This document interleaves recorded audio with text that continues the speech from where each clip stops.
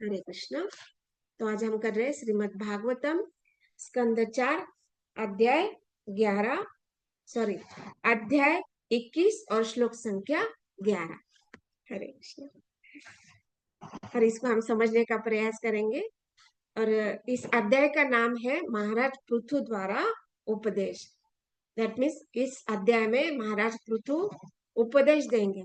और किनको उपदेश देने वाले हैं? वो उनकी जो सारी प्रजा है, जो जिस प्रजा ने उनके स्वागत के लिए ये सारा कार्य किया था, उनके लिए सारा गांव, सारा जो नगरी है उसको सजाया था। पवित्र जो द्रव्य है उसका सिंचन किया गया, छिड़का गया, फूलों का मालाएं लगाई गई, फूलों बिखरे गए।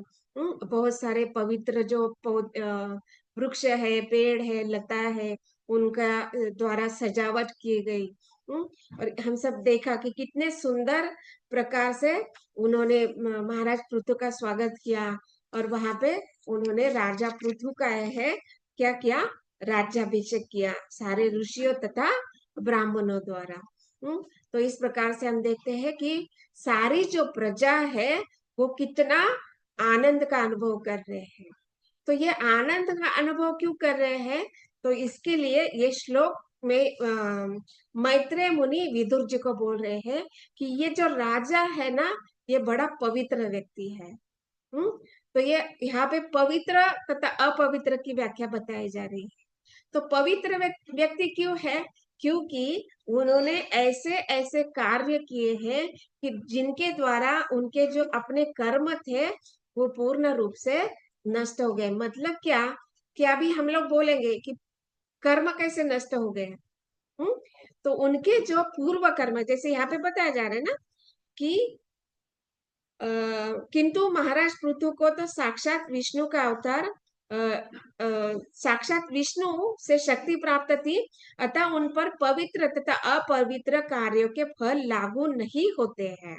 दैट मीन्स क्या? भक्त को विगत कर्मों के फल नहीं भोगने पड़ते हैं। तो मतलब क्या कि ये जो पृथु महाराज है उनके भी पूर्व कर्म होंगे ना। और कैसे? जैसे हम देखते हैं कि इस जगत में जो जीव आता है तो वो जीव कैसा आता है? हम सबको पता है, हमने बार बार सुना है कि कैसे आता है। उसके अपने पूर्व जन्म के कर्म, गुण और स्वभाव के अनुसार उसको शरीर प्राप्त होता है। और वो किस प्रकार का शरीर धारण करेगा, वो किस प्रकार का स्थान में रहेगा, किस प्रकार की जो लोक है, जो 14 भुवन है, उस 14 भुवन में उसको कहाँ पे रहना है, और वो उसके लिए अन्न पदार्थ, खाद्य पदार्थ या उसके लिए जो भी आवश्यक सुविधा है। जैसे हम लोग देखते हैं कि मनुष्य जीवन के लिए क्या आवश्यक सुविधा है? रोटी, कपड़ा और मकान। ये 3 चीजें बहुत आवश्यक होते हैं। तो जैसे ही ये भौतिक प्रकृति शरीर प्रदान करती है जीवात्मा को, तो वो डिसाइड करती है कि इसके लिए रोटी क्या होनी चाहिए, मतलब उसके लिए अन्न पदार्थ क्या होने चाहिए, उसके लिए कपड़ा, कपड़ा मतलब इसके लिए इस जो जीवात्मा है उसके अपने स्वभाव, गुण, कर्म के अनुसार उसका अपना कपड़ा, मतलब क्या? ये जो शरीर है इसको वस्त्र कहा गया है। जैसे भगवत गीता के 2य अध्याय में बताया गया कि ये जो शरीर है इसको कपड़ा कहा गया है। तो ये शरीर किस प्रकार का होना चाहिए। और तीसरी बात होती है मकान। मकान मतलब हम लोगों को ये इस जो जीवात्मा इस भौतिक जगत में रहने वाला है उसके लिए रहने के लिए जगह होनी चाहिए। तो भगवान ने 14 भुवन दिए हैं, 14 लोक दिए हैं। इन 14 लोकों में आप रह सकते हैं। लेकिन कैसे रह सकते हैं? आपके पूर्व जन्म के कर्म, गुण, स्वभाव के अनुसार आपको कौन सा शरीर प्राप्त होने वाला है, किस प्रकार का कपड़ा मतलब किस प्रकार का वस्त्र आपको दिया जाने वाला है, किस प्रकार का लोक आपको दिया जाने वाला है, और किस प्रकार का आपका अन्न, शरीर को पोषण देने के लिए अन्न जो दिया जाएगा वो भी अपने पूर्व जन्म के कर्म के अनुसार डिसाइड होता है। तो इस प्रकार हम देखते हैं कि यहाँ पे पृथु महाराज को लिए बताया गया है कि उनका ये जो कर्म है वो कैसे हो गया था, क्योंकि वो भगवान के भक्त थे, इसलिए उनको कर्म का ये जो नियम है वो लागू नहीं होता है। और कैसे बताया जाता है कि भगवान के ही अंश अवतार कहे गए हैं पृथु महाराज। तो पृथु महाराज जब भगवान के अंश कहे गए हैं, तो जब भगवान के अंश है, उनको ये कर्म का जो नियम है वो लागू नहीं होता है। जैसे कि हम इस भौतिक जगत में हम देखते हैं कि जब एक व्यक्ति भक्ति के स्तर पर आ जाता है और वो शुद्ध भक्ति के स्तर पर आ जाता है, तो वो क्या हो जाता है, भौतिक शक्ति के परे हो जाता है। दैट मीन्स वो क्या होता है, पूर्णता उसके जो कार्य है, उसके जो विचार है, उसके द्वारा जो भी कर्म किए जाते हैं, भक्ति विधि की जाती है, या जो भी कर्तव्य किए जाते हैं, वो कैसे होते हैं, अंतरंगा शक्ति के नियंत्रण में आ जाते हैं। दैट मीन्स उसके सारे कार्य आध्यात्मिक धरातल पर होते हैं, आध्यात्मिक स्तर पर होते हैं। दैट मीन्स क्या, वो अपने इस भौतिक जगत में, भौतिक शरीर में रहते हुए उसके कार्य क्या होते हैं, आध्यात्मिक स्तर पर होते हैं। तो इसी प्रकार एक जीव, जो साधारण जीव जो है, जब भक्त बन जाता है, विशुद्ध भक्त बन जाता है, तो इस प्रकार उसके कार्य जो होते हैं वो आध्यात्मिक स्तर पर होते हैं। और यहाँ पर बताया जाता है पृथु महाराज तो स्वयं भगवान के अंश अवतार है, तो फिर उनके कार्य कैसे भौतिक हो सकते हैं? नहीं, बिल्कुल भी नहीं। उनके सारे कार्य आध्यात्मिक धरास्थल पर हो सकते हैं। और इसीलिए ये जो पवित्र तथा अपवित्र तथा ये जो कर्म का जो नियम है, उन पर बिल्कुल भी लागू नहीं होता है। और यहाँ पे ये भी विशेष बात बताई गई है कि भक्त को विगत कर्मों का फल नहीं भोगना पड़ता है। तो ये जो भक्त जो बनने का हम प्रयास कर रहे हैं, तो हमारे जो करोड़ों करोड़ों जन्म के जो कर्म के जो फल होते हैं, उसको हमें भोगना पड़ता है। जैसे अभी हम लोग मनुष्य जीवन में आए हैं, तो मनुष्य जीवन में आने से पहले हम लोग ये जो 84 लाख योनियां हैं, इनसे हमें गुजरने के बाद जो अंतिम योनि है, मनुष्य योनि प्राप्त होती है। दैट मीन्स ये कैसी है प्रक्रिया, हम लोगों के गुण कर्म स्वभाव के अनुसार हमें अलग अलग अनेक अनेक करोड़ों करोड़ों जन्म प्राप्त हुए हैं, अनेक अनेक स्थान प्राप्त हुए हैं, अनेक प्रकार का हम लोगों ने अन्न खाए हैं, और अनेक प्रकार के लोकों में, मतलब इन 14 भुवन में हम पूरा घूम चुके हैं। और अभी बताया जा रहा है कि मनुष्य जीवन में जब भक्त बनने का प्रयास कर रहे हैं, तो क्या हो रहा है, ये जो कर्म के जो फल होते हैं वो धीरे धीरे कहा जा रहा है, कैसे, कर्माणि निर्दहंती, जैसे ब्रह्म संहिता में कहा है कि ये जो कर्म के फल होते हैं वो निर्दहती, मतलब क्या, उसका दहन होता है, वो जल जाते हैं। हाँ, कैसे जल जाते हैं, जैसे बताया जाता है कि जैसे ये धान्य जो होता है ना, धान वगैरह, मतलब ज्वार बाजरा गेहूं या मकई, ये जो भी धान होते हैं, अगर उसको रोस्ट किया जाए, मतलब क्या, भुना जाए, अग्नि में उसको तपाया जाए, तो वो अग्नि में जब तपाया जाए और उसका हम अगर रोपण करेंगे, तो उसका अंकुरन होगा क्या, होगा? भुने हुए धान अगर हम बोएंगे, नहीं होगा? नहीं, नहीं होगा माता। नहीं होगा। नहीं उसी होगा। प्रकार यहाँ पे बताया जाता है, कर्माणि निर्दहंती किंतु च भक्ति भाजम, मतलब क्या, कि जो कर्म फल जल जा सकते हैं, ये जो पूर्व जन्म के 84 लाख योनियों के जो कर्म फल है वो जलाए जाते हैं या जल सकते हैं। कैसे? किंतु जब भक्ति भाजा, किंतु मतलब क्या, कब, जब आप भक्ति करने का प्रयास करेंगे। भाजाम, भाजाम मतलब आप भजेंगे, किसको भजेंगे, पूर्ण पुरुष एकदम भगवान श्री कृष्ण को, उनकी भक्ति हम करेंगे, उनको भजेंगे, उनका भजन करेंगे, तब ये सारे कर्म फल क्या होंगे, निर्दहंती, इसका दहन हो जाएगा, मतलब वो सारे जो कर्म फल है वो जल जाएंगे। तो इसलिए यहाँ पे बताया जा रहा है कि ये जो पृथु महाराज है, ये कैसे है, स्वयं तो भक्त भक्त है ही, स्वयं तो भगवान पूर्ण पुरुषोत्तम के अंश अवतार है, इसलिए उनको ये कर्म फल लागू नहीं हो रहा है, इसलिए उनको पवित्र व्यक्ति कहा गया है। लेकिन जब हम भक्त बनने का प्रयास कर रहे हैं, तब भी हमारे ये जो कर्म फल है इसका दहन होता है। और जब हम भक्ति विधि को अपनाते हैं, तो धीरे धीरे धीरे हम लोगों को ये पता नहीं चलता है कि कैसे कर्म का फल क्यों दहन हो रहा है या कम हो रहा है। ये हम लोगों को पता नहीं चलेगा, क्योंकि हमारी जो इंद्रिया है वो कैसी है, अपूर्ण है, हम नहीं जान सकते। और ये भी भगवत गीता में भगवान बोलते हैं, गहना कर्मणो गति, ये जो कर्म की जो गति है ना, ये बहुत गहन है, इसको कोई नहीं समझ सकता है। तो इसलिए, लेकिन इसको हम देख सकते हैं, इसको हम अनुभव कर सकते हैं कि कैसे कर्म के फल नष्ट हो सकते हैं। कैसे? जब हम भगवान की भक्ति करने का प्रयास करेंगे, जब हम गुरु के ओर शरणागत हो जाएंगे। और कैसे शरणागत हो गया? परिप्रश्नेन सेवया तद विद्धि, परिप्रश्नेन सेवया मतलब तद विद्धि, मतलब उन्होंने जिस प्रकार से हमें बताया है उसके अनुसार जब हम पूर्ण रूप से, जैसे देखिए अभी पहले हम लोग गुरु के पास जाते हैं, राइट? तो हम लोगों को पता नहीं होता है कि किस प्रकार से शरणागत होना है, राइट? लेकिन हम लोगों ने गुरु मान लिया कि अभी हम ये गुरु हमारे जीवन में गुरु बन सकते हैं। लेकिन हम लोगों को ये विधि नहीं पता होती है, तो वो गुरु ही बताते हैं कि गुरु के प्रति शरणागति किस प्रकार से होनी चाहिए। क्योंकि हमारे पास क्या है? अपूर्ण इंद्रिया है, अविद्या है, अज्ञान है। और इस भौतिक शरीर में भौतिक विचार के कारण, भौतिक कर्म के कारण हमारे पास उतना ज्ञान नहीं होता है कि हम विधि के अनुसार गुरु को शरणागत स्वीकार करें।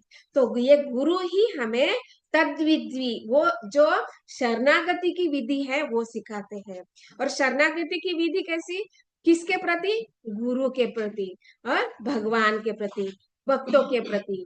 सीनियर जो वैष्णव है, वरिष्ठ वैष्णव के प्रति शरणागति किस प्रकार होनी चाहिए, वो गुरु ही हमें मार्गदर्शन करते हैं, इसलिए तद विधि। और प्रणिपात, प्रणिपात मतलब पूर्ण रूप से शरणागत। ऐसे नहीं कि थोड़ा सा, थोड़े समय के लिए किया, थोड़ा अभी मैंने इतना साल भक्ति किया, 7-8 साल भक्ति किया है, अभी मैं थोड़ा ब्रेक लेती हूँ, और थोड़ा सा ब्रेक के बाद थोड़ा सा एंजॉय कर लेते हैं, थोड़ा सा परिवार का, घर में बच्चों का शादी वगैरह करना है, बहू बेटे सब नाती पोते हैं, उनके साथ में थोड़ा टाइम स्पेंड करती हूँ, उसके बाद मैं पुनः भक्ति करूंगी। नहीं, ऐसा नहीं होता है। तो क्या मतलब, क्या पूर्ण रूप से शरणागत मतलब एक बार आपने शरणागति स्वीकार कर ली है, तो मृत्यु तक आपको ये शरणागति स्वीकार करनी है। तो ये हो गया परिप्रश्नेन सेवया। और परिप्रश्न मतलब क्या? कि गुरु से जिज्ञासा करनी चाहिए। और कैसी जिज्ञासा होनी चाहिए? कि हम मनुष्य जीवन हम लोगों ने कैसे प्राप्त किया, मनुष्य जीवन में हमारे कार्य क्या होने चाहिए, कैसे कर्म करने चाहिए। और ये प्रकृति हम देखते हैं, सुबह होती है, शाम होती है, रात्रि होती है, पुनः सुबह होती है। और ये अलग अलग प्रकार के जो ऋतु होते हैं, बारिश का मौसम होता है, ठंड का मौसम आता है, फिर पुनः गर्मी का मौसम आता है, ये तो चक्र हमेशा चल रहा है। वो तो अपना समय से वो सारा चक्र चल रहा है, लेकिन हमारे शरीर पर उसका परिणाम होता है, उसके कारण हमारे शरीर में अलग अलग प्रकार के विकार आते हैं। तो ये हम लोगों के जन्म मृत्यु में फंसे रहते हैं, जरा व्याधि में फंसे हुए हैं। तो ये जरावादी क्या है, प्रकृति क्या है, किस प्रकार कार्य कर रहे हैं, लेकिन हम अपने शरीर में विकार देख रहे हैं। लेकिन ये जो प्रकृति है, इसमें विकार देखे जाते हैं कब? जब हम गलत कार्य करते हैं, जब हम शास्त्रों का पालन नहीं करते हैं, तो ये भी उसमें अलग अलग प्रकृति में विकार देखे जाते हैं। जैसे हम देखते हैं ना कि हमारे लिए नियम बताए गए हैं क्या, कि हमें मांसाहार नहीं करना है। तो मांसाहार मतलब क्या? एक जीव को मारकर दूसरे जीव को खाना, राइट? लेकिन जैसे हम लोगों ने देखा कि पूर्व जन्म के कर्म के अनुसार कुछ ऐसे जीव है जो दूसरे के मांस पर जीवित रहने वाले, लेकिन उनके लिए वो अन्न दिया गया है। जैसे कोई शेर है, बाघ है, चीता है, तो वो अनेक अनेक जीवों को मारकर खा सकता है, तो उसके लिए कोई कर्म का नियम लागू नहीं होता है। क्यों? क्योंकि उसके लिए वही खाद्यान्न दिया गया है। लेकिन हम लोगों ने कभी देखा है कि शेर चीता जो है वो घास खा रहा है, या कोई अलग प्रकार की चीज खा रहा है, मांस छोड़ के कुछ खा रहा है? देखा है हम लोगों ने? नहीं। जो जीव घास खाकर जीवित रहते हैं, जो अनेक अनेक प्रकार के वनस्पति खाकर जीवित रहते हैं, जैसे गाय भैंस बकरी भेड़ आदि, जो जो पशु है वो घास खाकर जीवित रहते हैं, वो कभी भी मांसाहार नहीं करते हैं। मतलब क्या कि ये जो योनियां है, जो अलग अलग योनियां है, उनको जो दिया गया है स्थान है, कर्म है, और उनके लिए जो रोटी कपड़ा मकान दिया गया है, उसके अंतर्गत ही वो रहते हैं। लेकिन केवल एक मनुष्य प्राणी ही ऐसा है कि वो अपने सारे नियमों को तोड़कर दूसरे क्या करते हैं उसके अंदर वो घुस जाता है और उसका अनुगमन करने लगता है। हम्म? तो इसलिए क्या होता है, ये जो नियम है कौन तोड़ रहा है? मनुष्य प्राणी। तो किसके लिए भोगना पड़ता है? तो ये मनुष्य के लिए भोगना पड़ता है, और इसलिए अलग अलग योनियों हमें प्राप्त होता है। जैसे लोग बोलते हैं ना कि भूत प्रेत योनि नहीं होती, लेकिन यहाँ पे होती है। क्यों? क्योंकि हम लोगों ने ये सारा मनुष्य जीव जो है सारे नियमों को तोड़ता है, तो इसलिए भगवान को ये मनुष्य मतलब भूत प्रेत पिशाच योनि बनाना पड़ा। क्योंकि क्यों है? क्योंकि ये मनुष्य प्राणी जो है ना, वो सारे नियमों को तोड़ रहे हैं, तो इसको लिए भगवान को वो बनाना पड़ता है। तो क्योंकि लोग बोलते हैं ना कि अलग अलग पशु मरते हैं, तो क्या वो भूत प्रेत बनते हैं क्या? नहीं बनते हैं, क्योंकि वो नियम नहीं तोड़ते हैं, तो वो क्यों भूत प्रेत बनेंगे? केवल मनुष्य ही नियम तोड़ता है, तो इसलिए उनको वो योनि दी जाती है। क्योंकि गलत कार्य किया है और आपकी इच्छा पूरी नहीं हुई है, तो इच्छा पूरी नहीं हुई तो आप घूमो फिर अभी अनेक अनेक योनियों में।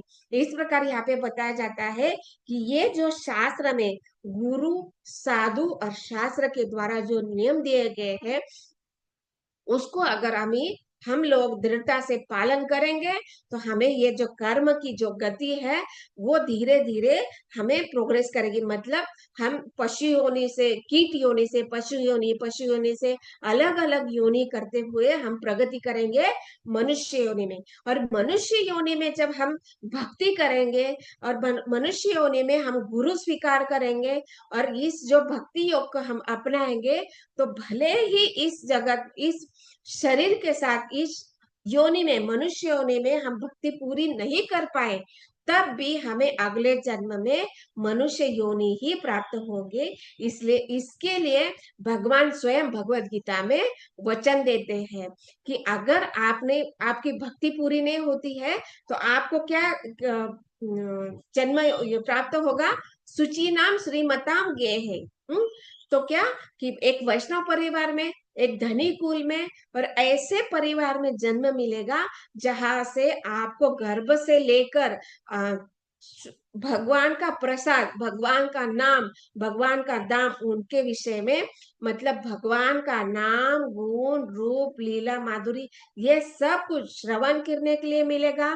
उसके लिए कीर्तन भी होगा और भगवान का प्रसाद आपको प्राप्त होगा। कब? जब हम इस प्रकार से भगवान के जो नियम है उनके जो गुरु साधु और शास्त्र के द्वारा जब हम कार्य करेंगे, तो इस प्रकार ये जो कर्म की जो गति है उसको केवल मनुष्य जीवन में ही ब्रेक किया जा सकता है, तोड़ा जा सकता है। इसलिए कहा गया है ये मनुष्य जीवन कैसे है? दुर्लभ। केवल दुर्लभ नहीं है तो सुदुर्लभ कहा गया है। क्योंकि ये कर्म की जो गति है ये मनुष्य जीवन में ही ब्रेक किए जा सकती, तोड़ जा सकती। ये जन्म मृत्यु का चक्र है, इसको तोड़ना है तो मनुष्य जीवन ही हमें प्राप्त करना है। और मनुष्य जीवन में जब गुरु के शरणागत होंगे, जैसे यहाँ पे श्रील प्रभुपाद तात्पर्य में लिख रहे हैं कि जो शास्त्रों तथा आचार्य क्या है, हाँ, शास्त्र के प्रमाण से सनातन गोस्वामी ने भगवान चैतन्य महाप्रभु को श्री कृष्ण का साक्षात अवतार मान लिया। यद्यपि भगवान चैतन्य ने इस तथ्य को कभी प्रकट नहीं किया इसलिए यह कहा जाता है कि आचार्य या गुरु को कभी सामान्य व्यक्ति नहीं समझना चाहिए। मतलब क्या कि ये जो गुरु है वो कैसे होते हैं, यहाँ पे ये भी बताया ना कि भगवत गीता में भगवान कहते हैं अवजानान्ति माम मूढ़ा। इसका अर्थ यह हुआ कि कभी कभी लोग भगवान के अवतार को सामान्य पुरुष मान लेते हैं, भले ही परमेश्वर उनके अवतार या भक्त अपने को सामान्य व्यक्ति माने, किंतु उन्हें कभी भी ऐसा नहीं मानना चाहिए। मतलब क्या कि इस जगत में जो व्यक्ति भगवान की भक्ति कर रहा है, भक्ति योग की विधि को अपना रहा है, भगवान का प्रसाद को ही स्वीकार कर रहा है, और ये सारे जो गुरु और साधु और शास्त्र के द्वारा जो आदेश भगवान ने दिए हैं उसको ही पालन कर रहा है, तो उसको करने वाला जो व्यक्ति है उनको गुरु के रूप में, आचार्य के रूप में देखना है। लेकिन वो जो आचार्य होते हैं वो कभी भी अपने आप को गुरु या श्रेष्ठ नहीं मानते हैं। वे क्या बोलते हैं, मैं तो एक साधारण भक्त हूँ। हम सबको अनुभव है कि हम जब दीक्षा गुरु के पास जाते हैं तो वो कभी भी अपने आप को ये नहीं बताता है, उनके आचरण से भी यह नहीं पता चलता है कि उनके कितने कितने हजारों शिष्य हैं। हम लोगों ने अनुभव किया ना कि जब हम गुरु महाराज के पास दर्शन के लिए जाते हैं तो कभी उनके चेहरे से, उनके बात करने से कभी हम लोगों को ऐसा महसूस हुआ, मतलब बोलने की बात तो छोड़िए, हम लोगों को ये महसूस भी नहीं होता है कि उनके इतने पूरे जग भर में वो प्रचार करते हैं, कभी भी हम लोगों को ऐसा महसूस नहीं होता है कि उनके इतने हजारों शिष्य होते हैं, उनके इतने हजारों हजारों फॉलोअर्स होते हैं। कभी हम लोगों ने अनुभव किया नहीं, क्योंकि वो क्या है, पूर्ण रूप से शरणागत है। और वो शरणागति का अर्थ क्या है कि भगवान ही स्वामी है और हम दास है। मतलब ये सारा जो गुरु साधु शास्त्र के द्वारा जो आदेश है, उसको, उस आदेश को एक पोस्टमैन के जैसा इन सारे जो जीव है उनके पास पहुंचाने के लिए हम कार्य कर रहे हैं। जस्ट लाइक पोस्टमैन, तो पोस्टमैन के जैसा हम कार्य कर रहे हैं। दैट मीन्स वो अपने आप को पोस्टमैन समझ रहे हैं और दास समझ रहे हैं। तो इसलिए ऐसे गुरु को हमें समझना है, उनको अनुभव करना है कि कैसे वो इतने शिष्य होने पर भी कभी भी अपने आप को श्रेष्ठ नहीं मानते हैं। और हमें शास्त्र क्या बताता है कि ऐसे गुरु को लिए, ऐसे वरिष्ठ भक्तों के लिए हमें उनको किस प्रकार शरणागति होनी चाहिए, जिस प्रकार हम भगवान को मानते हैं, जिस प्रकार हम भगवान के प्रति शरणागत होती है, उस स्तर पर हमारा उनके प्रति शरणागति होनी चाहिए। मतलब क्या कि उनको ही भगवान का प्रतिनिधि के रूप में हमें देखना चाहिए। जब हम उनको भगवान के प्रतिनिधि के रूप में देखेंगे तब हम कभी भी उनके चरणों में अपराध नहीं करेंगे। दैट मीन्स उनको हम भक्त तो मानेंगे लेकिन सामान्य भक्त कभी भी नहीं समझेंगे। मतलब एक वरिष्ठ दीक्षा गुरु को हमें आचार्य के रूप में प्राप्त हुए हैं, वैष्णव के रूप में प्राप्त हुए, गुरु के रूप में प्राप्त हुए, कभी भी उनको सामान्य व्यक्ति नहीं समझना है। जैसे कि हम नाम अपराध में पढ़ते हैं ना, हाँ, कि जिसने अपना सारा जीवन, संपूर्ण जीवन भगवान नाम के लिए समर्पित कर दिया है, उनके प्रति हमें कभी भी उनको सामान्य व्यक्ति नहीं समझना है। जिस जिस क्षण हम उनको सामान्य व्यक्ति समझेंगे, दैट मीन्स हम लोगों ने उनके चरणों में अपराध कर लिया है। और हम सब जानते हैं एक छोटा सा अपराध भी हमारे लिए बहुत बड़ा संकट बन सकता है कि हम इस भक्ति, ये जो भक्ति कर रहे हैं ना, उससे हम पूर्ण उसे बाहर फेंक दिए जाएंगे, हमारा अधःपतन निश्चित है। इसलिए हम जब नाम अपराध बोलते हैं कि हम जिन्होंने ये सारा अपना जीवन भगवान नाम के प्रचार के लिए समर्पित किया है, उनके लिए कभी भी हमें अपराध नहीं करना है, उनको कभी भी सामान्य व्यक्ति नहीं समझना है। तो इस प्रकार यहाँ पे बोल रहे हैं कि जो सारे जो षड गोस्वामी है उन्होंने जान लिया था कि ये जो चैतन्य महाप्रभु है वो कौन है, स्वयं भगवान है। उनका ही साक्षात अवतार है, लेकिन उन्होंने श्री चैतन्य महाप्रभु ने ये कभी भी प्रकट नहीं किया है। और इसी प्रकार हम देखते हैं कि हमारे जो गुरु है, पूर्ववर्ती आचार्य है, उन्होंने भी, वो भी भगवान के प्रतिनिधि है, लेकिन वो कभी भी प्रकट नहीं करते हैं। और ऐसे गुरु के हमें शरणागति प्राप्त करनी है, उनसे ही प्रणिपात करना है, उनसे ही परिप्रश्न करना है, और उनसे ही सेवया, उनके ही सेवा हमें करनी है। और इस प्रकार जब हम अपने कार्य करेंगे तो निश्चित रूप से हम भक्ति योग को अपनाएंगे, और हमारे ये जो 84 लाख योनियों के जो कर्म फल है उसको हम निरस्त, कर्माणि निर्दहंती, ये सारे जो कर्म फल है जल जाएंगे। और इस प्रकार हम क्या हो जाएंगे, इस अपवित्र स्थिति से हम पवित्र के स्तर पर आ जाएंगे। और यहाँ पे पृथु महाराज क्या है, स्वयं भक्त है, भगवान के अंश अवतार है, इसलिए वो पवित्र है। लेकिन हम भी इस भौतिक जगत में अपवित्र स्थिति में रहकर भी हम अपनी स्थिति पवित्र बना सकते हैं, और हमारे जो पूर्व जन्म के कार्य है वो नष्ट हो जाते हैं। इसलिए भगवान स्वयं बोलते हैं ना, भगवत गीता का अंतिम श्लोक है, भगवान बोल रहे, कौन सा है वो, याद है किसी को? भगवत गीता का भगवान के द्वारा बोला गया सर्वधर्म सर्व सर्वधर्म सर्वधर्मान् परित्यज्य परिचय मां एकं शरणं। अहम तो हम सर्व पापेभ्यो मोक्षयिष्यामि मा शुचः। मतलब आपके जो पूर्व जन्म के जो सारे कर्म है उसको मैं निरस्त कर दूंगा, मतलब वो सारे नष्ट कर दूंगा। मतलब यही है कर्माणि निर्दहंति, मतलब वो सारे जो कर्म है, जो कर्म मतलब कर्म के जो फल होते हैं, देखिए अभी कर्म के फल कैसे नष्ट कर दूंगा, ये भगवान बोल रहे हैं। आप डरो मत, इस प्रकार से भगवान वचन दे रहे कि आप डरो मत, आप भक्ति करो, और कैसे सारे धर्म को त्याग दो, और आपके पूर्व जन्म के कर्म भी नष्ट हो जाएंगे, आप डरो मत। तो मतलब क्या कि इस भौतिक जगत में रहते हुए हम कार्य कर रहे हैं, तो ये कार्य में क्या होता है, जो भी हम कार्य करते हैं, तो कार्य दो प्रकार के होते हैं, एक तो पुण्य कर्म होता है या पाप कर्म होता है। तो मतलब क्या कि पुण्य कर्म करने से और पाप करने करने से दोनों ही कर्मों का फल हमें भोगना पड़ता है।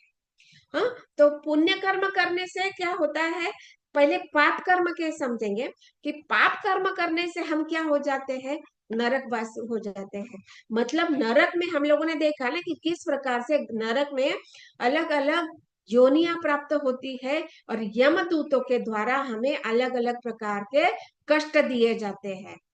और वो कैसे भी कैसे होते हैं, एक विशेष प्रकार का शरीर हमें दिया जाता है। और वो कैसा शरीर होता है, वो शरीर मतलब क्या कि एक बड़ी सी कढ़ाई है, और उस कढ़ाई में हमें कैसा है, वो कढ़ाई में नीचे अग्नि लगा हुआ है, और खोलता हुआ उसमें तेल रखा है, और उस तेल, खोलते हुए तेल में हमें डाला जाता है।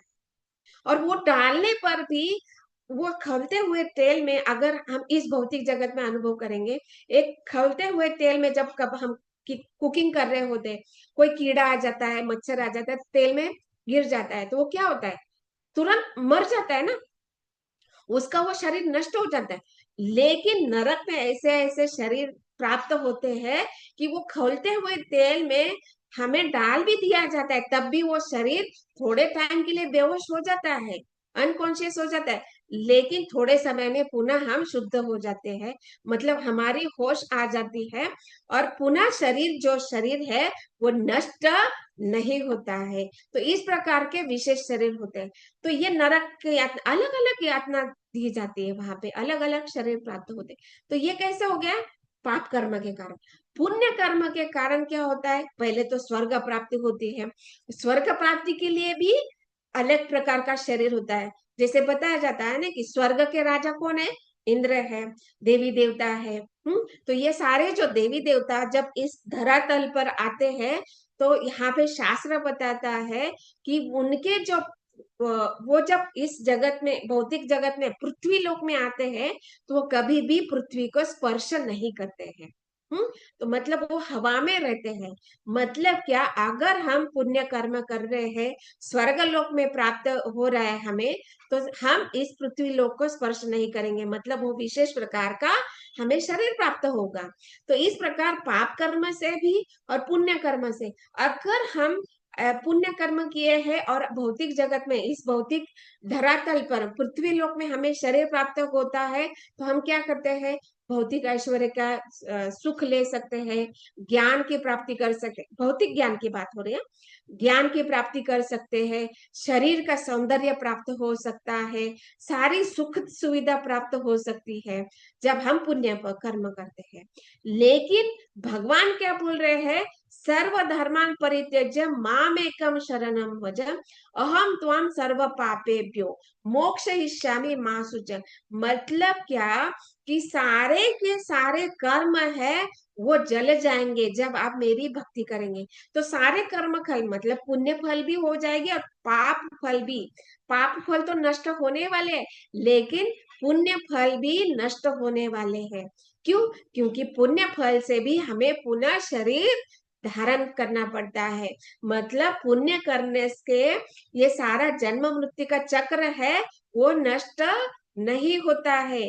केवल भक्ति करने से, भगवान के द्वारा भगवान के चरणों में शरणागत होने से ये सारे जो कर्म फल है वो नष्ट हो सकते हैं। इसलिए भगवान बोलते हैं कि डरो मत। लोग बोलते हैं ना कि धर्म छोड़ के, अपना धर्म छोड़ के हम भगवान को कैसे शरणागत हो जाएंगे।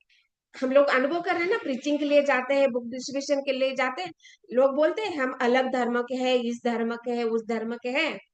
लेकिन यहाँ पे भगवान बोल रहे सर्व धर्मान परिचित, मतलब सारे धर्मों को त्याग कर मुझे शरणागत हो जाए। और इस प्रकार जब हम शरणागत होते हैं तो ये कर्म का जो फल है, जो कर्म के फल है वो सारे के सारे जल जाते हैं और केवल एक ही फल हमें प्राप्त होता है, भगवान की प्राप्ति हो जाती है। और कैसे बताए ना कि भौतिक जगत में रहते हुए हम भगवान को प्राप्त कर सकते हैं। जैसे पृथु महाराज एक स्वयं भक्त है और उन्होंने दिखाया कि भक्त बनने पर भगवान प्रसन्न होते हैं, और कैसे पवित्र कार्य, हमारे अपवित्र कार्य को हम पवित्र बना सकते हैं केवल जब हम भक्ति स्वीकार कर लेते हैं। कर्माणि निर्दहन्ति किंतु भक्ति भाजम।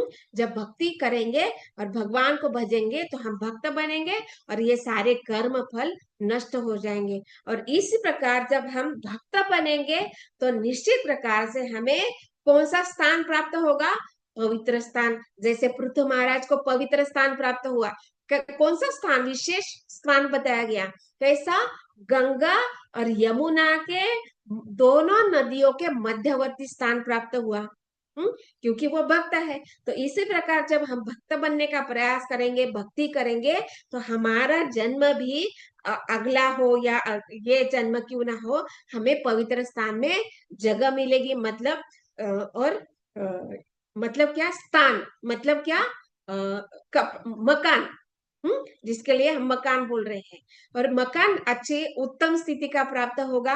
और रोटी मतलब क्या, जब आप भक्त बनेंगे तो हम क्या करेंगे, केवल कृष्ण प्रसाद ही खाएंगे।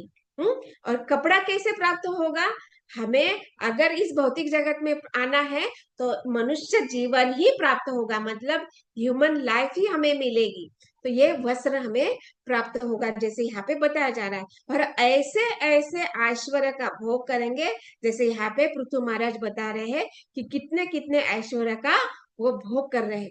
लेकिन क्या बताया जा रहा है, उस ऐश्वर्य, उस रोटी कपड़ा मकान में, मतलब उच्चगत ऐश्वर्य का भोग कर रहे हैं, वो उच्च स्थान में आप रह रहे, पवित्र स्थान में आप रह रहे हैं, भगवत प्रसाद खा रहे हैं। लेकिन तब भी आपको क्या करना है, गुरु को शरणागत होकर भक्ति अपनी जो है उसको कंटिन्यू करना है।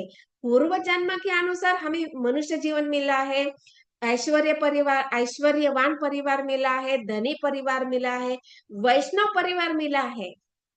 इसलिए क्यों, क्योंकि पूर्व जन्म के कारण। लेकिन अगला जन्म अच्छा होने के लिए या भगवान को प्राप्त करने के लिए पुनः हमें भक्ति कंटिन्यू करनी होगी। ऐसा नहीं कि ऐश्वर्यवान परिवार में जन्म मिला, धनी परिवार में जन्म मिला, भगवान का प्रसाद जन्म से गर्भ अवस्था से ही भगवान का प्रसाद खा रहे, और इसलिए अब मैं अब भक्ति नहीं करूंगा। तो फिर अगला जन्म मनुष्य का मिलेगा क्या? नहीं मिलेगा, क्योंकि हम क्या कर रहे हैं, अपने कर्म के द्वारा अगला जीवन निश्चित होता है। तो अगले जीवन के लिए हमें ये निश्चित है कि भक्ति योग ही करना है।